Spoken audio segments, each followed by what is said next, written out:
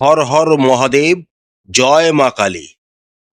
রাশিতে রাহু, দ্বিতীয় স্থানে শনিদেবের উপস্থিতি, ষষ্ঠে উচ্চস্থ বৃহস্পতির গোচর। এখন যাবে আগামী জুলাই মাসটি কুম্ভ রাশি ও কুম্ভ লগ্নের জাতক জাতিকাদের, সেই সম্পর্কেই আজকে আমরা এই ভিডিওটিতে বিস্তারিত আলোচনা করব। আলোচনাটি খুবই গুরুত্বপূর্ণ হবে, তাই আশা করব আপনারা পুরো ভিডিওটি দেখবেন, স্কিপ করবেন না। চলুন তাহলে আর দেরি না করে আলোচনায় প্রবেশ করা যাক। এবার আমরা দেখে নিই আগামী জুলাইয়ে আপনাদের কর্মক্ষেত্র এবং ব্যবসা ক্ষেত্র কেমন হতে চলেছে। আপনাদের রাশি ও লগ্নের সাপেক্ষে দশম ভাবের অধিপতি হলেন মঙ্গল। এই মঙ্গল আপনাদের চতুর্থ ভাবে পুরো জুলাই মাস জুড়েই অবস্থান করবেন এবং তার উপর রাশি ও লগ্নাধিপতি শনিদেবের তৃতীয় দৃষ্টি থাকবে। ফলস্বরূপ কর্মক্ষেত্রে কিন্তু কিছু বাধা বিঘ্ন আপনাদের ফেস করতে হবে, তাই আগে থেকেই সতর্ক থাকবেন। ষষ্ঠভাবে দেবগুরু বৃহস্পতির অবস্থানের জন্য আপনাদের কর্মক্ষেত্রে কিন্তু প্রচুর কম্পিটিশনের সম্মুখীন হতে হবে, তাই আগে থেকেই প্রিপেয়ার থাকবেন সেই সমস্ত চ্যালেঞ্জগুলিকে ফেস করার জন্য। যদিও আপনারা সেই সমস্ত চ্যালেঞ্জগুলিকে উতরে সামনের দিকে এগিয়ে চলতে পারবেন, কিন্তু তাও আপনাদের চ্যালেঞ্জ কিন্তু কমবে না, বরঞ্চ বাড়তে থাকবে এবং সেই চ্যালেঞ্জগুলিকে আপনারা খুব সহজেই উতরে এগোতে থাকবেন। দশম ভাবের অধিপতি মঙ্গল চতুর্থভাবে অবস্থান করে তার সপ্তম দৃষ্টি দ্বারা তার নিজস্ব ঘর বৃশ্চিক রাশি এবং আপনাদের দশম ভাবকে দৃষ্টি দিচ্ছেন, যেটি একটি শুভ দিক। আপনারা দেরিতে হলেও কর্মে কিন্তু উন্নতি করার জায়গা পাবেন। বিশেষ করে যারা প্রশাসনিক লেভেল বা সামরিক বিভাগে কর্মরত রয়েছেন, তাদের উন্নতির যোগ কিন্তু প্রবল। আরও একটি শুভ দিক হলো দেবগুরু বৃহস্পতির পঞ্চম দৃষ্টিও আপনাদের দশম ভাবকে প্রভাবিত করছে। সুতরাং আপনারা দেরিতে হলেও উন্নতি করতে পারবেন কর্মক্ষেত্রের জায়গাতে। তবে রাশিতে রাহু অবস্থান করছেন, তাই কোনো শর্টকাট মেথড নিজেদের অবলম্বন করবেন না, তাতে কিন্তু ক্ষতি হতে পারে। এবার আমরা দেখে নিই আগামী জুলাই মাসটিতে আপনাদের ব্যবসা ক্ষেত্র কেমন হতে চলেছে। আপনাদের রাশি ও লগ্নের সাপেক্ষে রাশিতে রাহু ও সপ্তম ভাবে কেতু গোচর করছেন, সুতরাং ব্যবসায় কিন্তু ব্যয় বাড়ার সম্ভাবনা কিন্তু দেখা যাচ্ছে। ছোটখাটো বাধা বিঘ্ন সবসময় আপনার লেগে থাকবে। আসার কথা একটাই, সপ্তম ভাবের অধিপতি রবি পঞ্চম ভাবে তার বন্ধু গ্রহ বুধের রাশিতে অবস্থান করছেন। 15ই জুলাই পর্যন্ত আপনাদের ব্যবসায় তেমন কোনো বাধা বিঘ্নের সম্মুখীন হতে হবে না। আপনারা ব্যবসাকে মোটামুটি ভালোভাবেই এগিয়ে নিয়ে যেতে পারবেন। 15ই জুলাইয়ের পর রবি যখন ষষ্ঠভাবে গোচর করে যাবেন, তখন আপনাদের ব্যবসায় কম্পিটিশন বাড়লেও আপনারা কিন্তু উন্নতি বেশি করতে পারবেন। যত বেশি আপনারা কম্পিটিটিভ নেচারটাকে বাড়াতে পারবেন, তত বেশি আপনারা অর্থ রোজগার করতে পারবেন ব্যবসা থেকে। যদি আপনারা ব্যবসাকে এক্সপান্ড করতে চান, তাহলে পুরো জুলাই মাসটাই আপনাদের সামনে সুযোগ থাকবে নিজের ক্ষেত্রে ইনভেস্ট করার জন্য এবং ব্যবসাকে অগ্রগতি প্রদান করার জন্য। তবে ভালো করে রিসার্চ করে এবং খবরাখবর নিয়ে তবেই কিন্তু ব্যবসায় ইনভেস্ট করবেন। নতুন ব্যবসা এখন একদম শুরু করতে যাবেন না, সময়টা নতুন ব্যবসা শুরু করার ক্ষেত্রে অনুকূল নয়। এবার আমরা দেখে নিই আগামী জুলাই মাসটিতে আপনাদের অর্থনৈতিক ভাগ্য কেমন হতে চলেছে। আপনাদের রাশি ও লগ্নের সাপেক্ষে দ্বিতীয় এবং একাদশ ভাবের অধিপতি হলেন দেবগুরু বৃহস্পতি।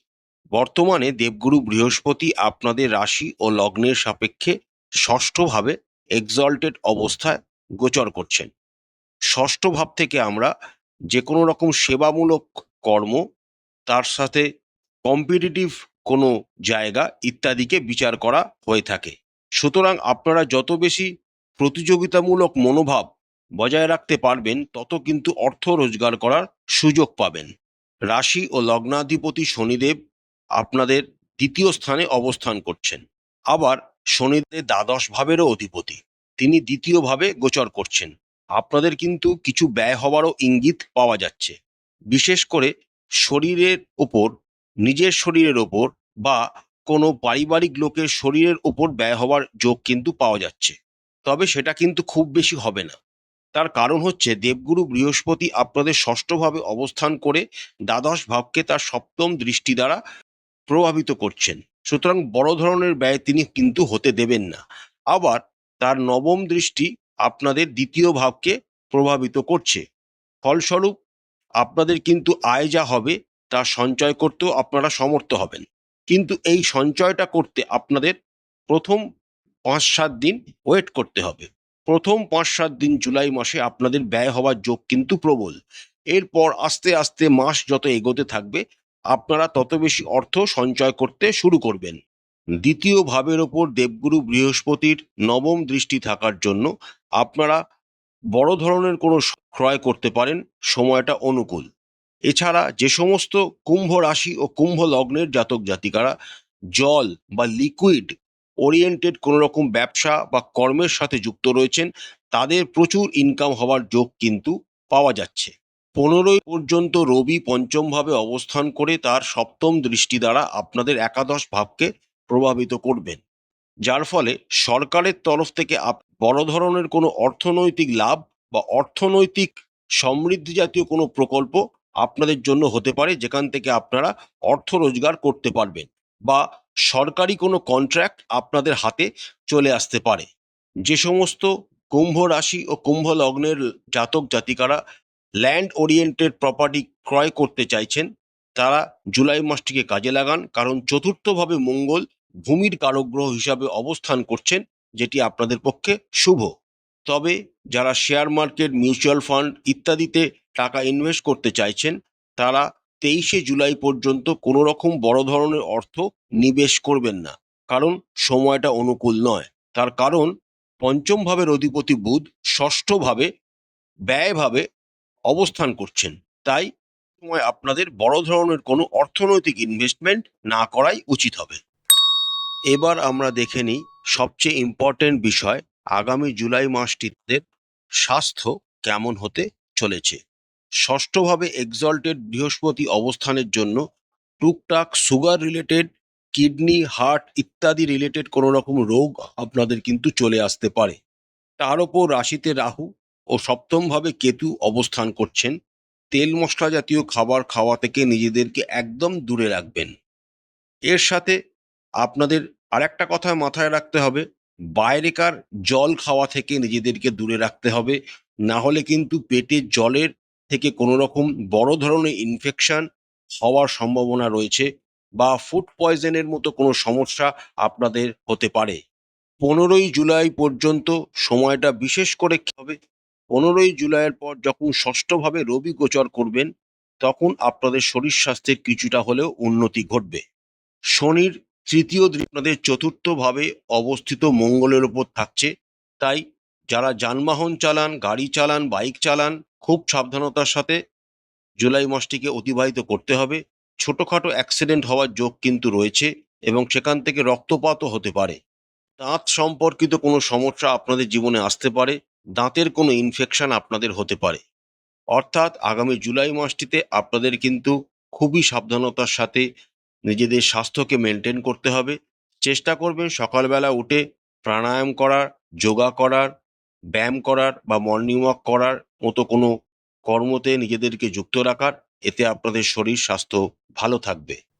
এবার আমরা দেখে নিই আগামী জুলাই মাসটিতে আপনাদের প্রেম জীবন ও বৈবাহিক জীবন কেমন হতে চলেছে। আপনাদের রাশি ও লগ্নের সাপেক্ষে পঞ্চম ভাবের অধিপতি হলেন বুধ। 23শে জুলাই পর্যন্ত বুধ আপনাদের ষষ্ঠভাবে অবস্থান করবেন।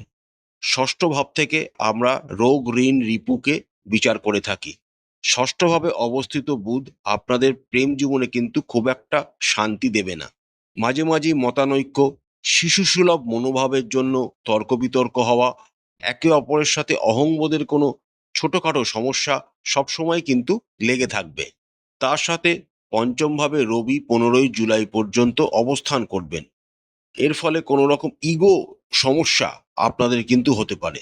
এমনকি আপনাদের প্রেমিক বা প্রেমিকার শরীর স্বাস্থ্যেরও হওয়ার একটা ইঙ্গিত কিন্তু পাওয়া যাচ্ছে। প্রেমের কারক গ্রহ শুক্র প্রায় জুলাই মাসটা পুরোটাতেই আপনাদের ষষ্ঠভাবে অবস্থান করবেন এবং ষষ্ঠভাবে শুক্র খুব একটা ভালো ফল প্রদান করে থাকেন না। তাই সব দিক থেকেই আপনাদের এই প্রতিকূল অব্দে আগামী জুলাই মাসটি কাটাতে হবে। 23শে জুলাইয়ের পর অবস্থার কিছুটা উন্নতি ঘটবে, যখন বুধ তার নিজস্ব রাশি মিথুন রাশিতে বক্রী অবস্থায় গোচর শুরু করবেন। তাও আপনাদের প্রেম জীবনে ছোটখাটো বাধাবিঘ্ন লেগেই থাকবে। তাই পুরো জুলাই মাসটা জুড়েই আপনাদের খুব সতর্কতার সাথে প্রেম জীবনকে অতিবাহিত করতে হবে। যে সমস্ত কুম্ভ রাশি ও কুম্ভ লগ্নের জাতক জাতিকারা এখনো বিবাহের পিঁড়িতে বসেননি, তাদের আরো কিছুদিন ওয়েট করতে হবে বিবাহ করার জন্য। এবার আসা যাক, যে সমস্ত কুম্ভ লগ্নের জাতক জাতিকারা বিবাহিত, তাদের দাম্পত্য জীবন আগামী জুলাই মাসে কেমন থাকতে চলেছে। আপনাদের রাশিতে রাহু, সপ্তমে কেতু অবস্থান করছেন। নিজের জীবন সঙ্গীর শরীর স্বাস্থ্য সম্পর্কে সচেতন থাকবেন। 15ই জুলাই পর্যন্ত কিন্তু আপনাদের দাম্পত্য জীবন মোটামুটি, কারণ সপ্তম ভাবের অধিপতি রবি তার বন্ধু গ্রহের স্থান মিথুন রাশিতে অবস্থান করবেন, যার ফলে আপনারা ইতিবাচক ফলাফল 15ই জুলাই পর্যন্ত নিজেদের দাম্পত্য জীবনে কিন্তু পেতে থাকবেন। 15ই জুলাইয়ের পর রবি যখন ষষ্ঠভাবে গোচর করে যাবেন, তখন থেকে আপনাদের জীবনসঙ্গীর শরীর স্বাস্থ্যের প্রতি বিশেষ নজর দিতে হবে। জ্যোতিষশাস্ত্র অনুসারে ষষ্ঠভাবে রবি ভালো ফল প্রদান করে থাকেন, কিন্তু তিনি সপ্তম ভাবের অধিপতি হয়ে ষষ্ঠভাবে অবস্থান করছেন, অর্থাৎ সপ্তমের দ্বাদশে অবস্থান করছেন। ফলস্বরূপ নিজেদের জীবনসঙ্গীর শরীর স্বাস্থ্যের ওপর আপনাদের কিন্তু কিছু অর্থ ব্যয় হওয়ার যোগ পাওয়া যাচ্ছে। আর তার সাথে 27শে জুলাই থেকে শনি বক্রী হয়ে যাবেন। তাই কারুর সাথে কথা বলার সময় করে নিজেদের জীবনসঙ্গী বা জীবনসঙ্গীর পরিবারের লোকজনের সাথে কথা বলার সময় একটু সমীহভাবে সতর্কভাবে কথাবার্তা বলবেন। রাশিতে রাহু থাকার জন্য কোনো হুইমজিক্যাল সিদ্ধান্ত বা চটজলদি কোনো উপনীত হবেন না, না হলে কিন্তু আপনাদের দাম্পত্য জীবন ব্যাহত হতে পারে। অর্থাৎ আগামী জুলাই মাসটিতে আপনাদের খুবই সাবধানতার সাথে নিজেদের দাম্পত্য জীবনকে অতিবাহিত করার পরামর্শ দেওয়া হচ্ছে। এবার আমরা দেখে নিই আগামী জুলাই মাসটিতে আপনার পারিবারিক জীবন কেমন হতে চলেছে। আপনাদের রাশি ও লগ্নের সাপেক্ষে দ্বিতীয় ভাবের অধিপতি হলেন বৃহস্পতি এবং চতুর্থ ভাবের অধিপতি হলেন শুক্র। এই দুইটি গ্রহই পুরো জুলাই মাস জুড়ে আপনাদের ষষ্ঠভাবে অবস্থান করবেন। তাই পারিবারিক জীবন যে খুব একটা শুভ তা বলা যাচ্ছে না, কিন্তু আসার কথা একটাই, দ্বিতীয় ভাবের ওপর দেবগুরু বৃহস্পতির নবম দৃষ্টি থাকার জন্য বড় ধরনের অসুবিধাও আপনাদের পারিবারিক জীবনে কিন্তু আসবে না।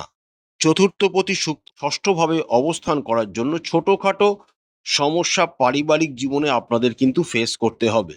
সেটা বিভিন্ন বিষয় মতানৈক্য, ছোটখাটো বিষয় একে অপরের সাথে অমত হওয়া ইত্যাদির মতো সমস্যা, কিন্তু বড় ধরনের কোনো সমস্যা আসবে না। তার সাথে রাশি ও লগ্নাধিপতি শনিদেব দ্বিতীয়ভাবে অবস্থান করছেন এবং তার ওপর দেবগুরু বৃহস্পতির নবম দৃষ্টি থাকছে।